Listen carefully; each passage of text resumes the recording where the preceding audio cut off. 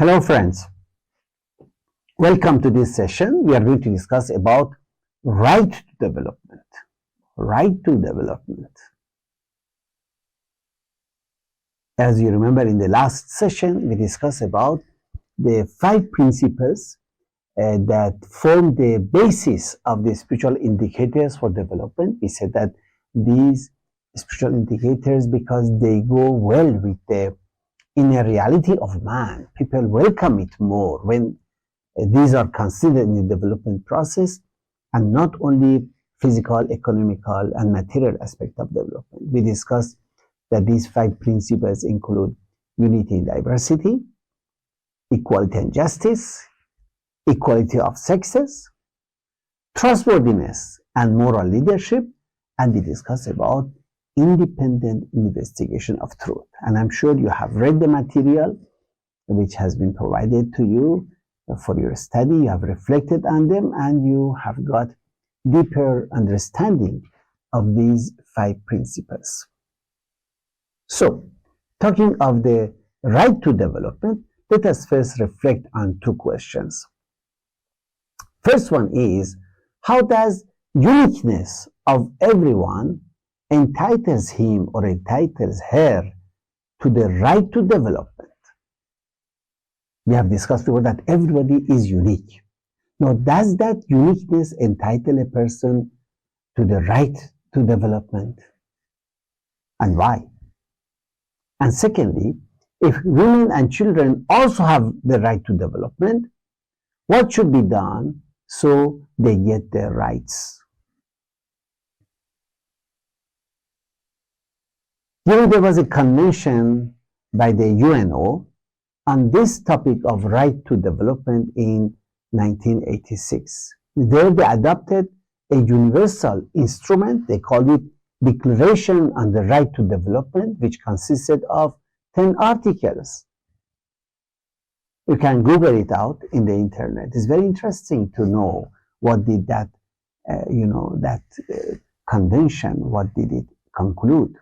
In the first article, it states, the right to development is an inalienable human right by virtue of which every human person, every human being, and all peoples are entitled to participate in and contribute to and enjoy economic, social, cultural, and political development. So these developments are for everybody, in which all human beings and fundamental freedoms can fully be realized. I think we have to really reflect on this article of that declaration. How all these human potentialities can be realized when they have access to these aspects of development. Now, as we discussed earlier, every individual is unique in capacities and qualities. So to actualize and to fulfill such uniqueness, every person should have the right to development. Of course, otherwise that uniqueness remains unfulfilled, remains undeveloped. Safety and security of society is dependent upon commitment by every individual to universal norms and agreements. Therefore, every person should have the opportunity to develop within himself those capacities that enable him to adhere by them. Now, what are those capacities? They are the ones that go beyond race, beyond religion, language, and gender. The capacities that are associated with man's inner reality and nature. Therefore, we can say that the convention was an effort to restore to a large part of the global population what? The dignity that is their birthright. A child must have the right to grow and develop in conditions of freedom and dignity. Really, as youth, students, as the builders of society, we need to take these statements really seriously and see how far they are now really available in the society in which we live. So, to proceed in this direction, we need to raise the awareness about the equality of all mankind so that the rights and freedoms of the minorities and marginalized populations are safeguarded. This is one aspect of development that you can do.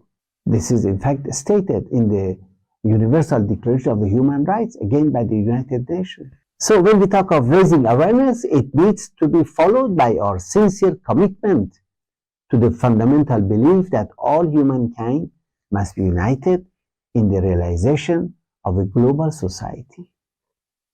Now, in this context, we must consider right to development as a gift for the generations of today and future. It's for everybody.